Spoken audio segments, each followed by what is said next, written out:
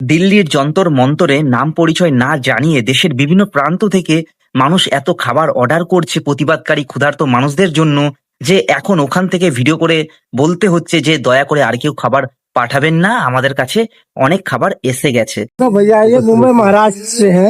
इसका नाम ये अनुज रावत है। इन्होंने बोला है कि खाना जो कोई टंकर मंतर पे भूखा व्यक्ति है उसे आप ले जाके दे सकते हो, ऑनलाइन पे कर दिया पैसा। একবার बोला ভেবে तो দেখুন, আজকের দিনে যেখানে বেশিরভাগ মানুষ নিজের জীবন নিয়েই ব্যস্ত, সেখানে হাজার হাজার অচেনা মানুষ শুধু মানবতার টানে ক্ষুধার্ত মানুষগুলোর জন্য খাবার পাঠাচ্ছে বিভিন্ন জায়গা থেকে। ওখানকার মধ্যে একজন আন্দোলনকারী ভাই পুলিশ কর্মীদের খাবার দিচ্ছে। একটু আগে যাদের বিরুদ্ধে লাঠিচার্জ হয়েছে, কাঁদুনি গ্যাস ব্যবহার করা হয়েছে, সেই পুলিশদেরই তিনি খাবার তুলে দিচ্ছে।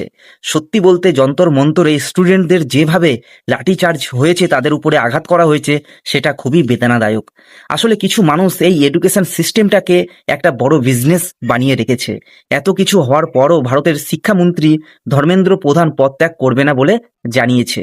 এই ঘটনার উপরে আপনার কি রায়, অবশ্যই কমেন্ট